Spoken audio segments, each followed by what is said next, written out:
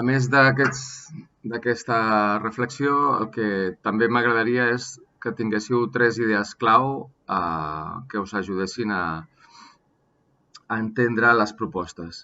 La primera idea és que qualsevol activitat econòmica i qualsevol fórmula jurídica pot incloure principis de l'economia social. És a dir, que no és un camp exclusiu de les activitats socials o humanitàries ni de les fórmules jurídiques d'associació, fundació i cooperativa.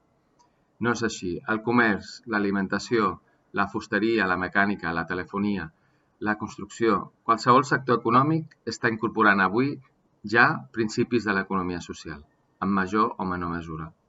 I és igual si ets una autònoma o una societat limitada. També podeu incorporar valors de l'economia social i aconseguir que el vostre projecte creixi igualment, sigui viable igualment. La segona idea seria que l'economia social promou l'interès general. Però què és l'interès general? Si cerqueu el concepte, trobareu que sembla que només s'hi han de dedicar les institucions públiques, les organitzacions polítiques, socials, com si vetllar pel bé comú fos només una funció de les institucions públiques. És una falsa veritat, doncs.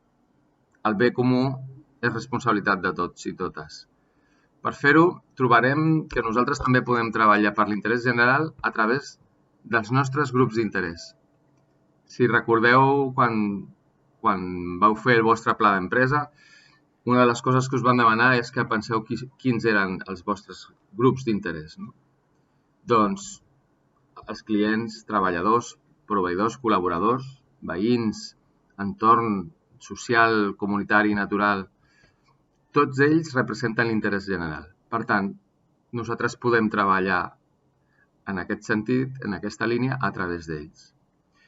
Per tant, us proposarem introduir aquests grups d'interès en la vostra cadena de valor del vostre negoci, en major o menor mesura, això sempre ho decidireu vosaltres, no? La intensitat de les accions, però comprometem-vos mútuament per fer créixer l'economia social. És a dir, tant vosaltres com el grup d'interès, aconseguir que el grup d'interès també es comprometi ja és un èxit rotund. Tercera idea, aplicar l'estratègia de la llavor.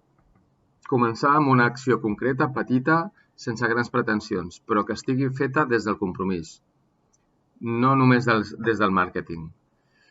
Les persones de seguida sabem diferenciar quan una empresa el que vol fer és maquillar la seva imatge. Busquem autenticitat, l'economia social vol ser transformadora i per tant ha de ser convincent. Per tant, us demanem que el que feu sigui des del convenciment. La satisfacció de fer-la i mútuament amb el vostre grup d'interès i l'impacte que això tindrà al vostre voltant farà que creixin noves oportunitats d'economia social i tindrà un impacte en el vostre model de negoci. Bé, compartides aquestes idees clau, comencem amb les 10 propostes.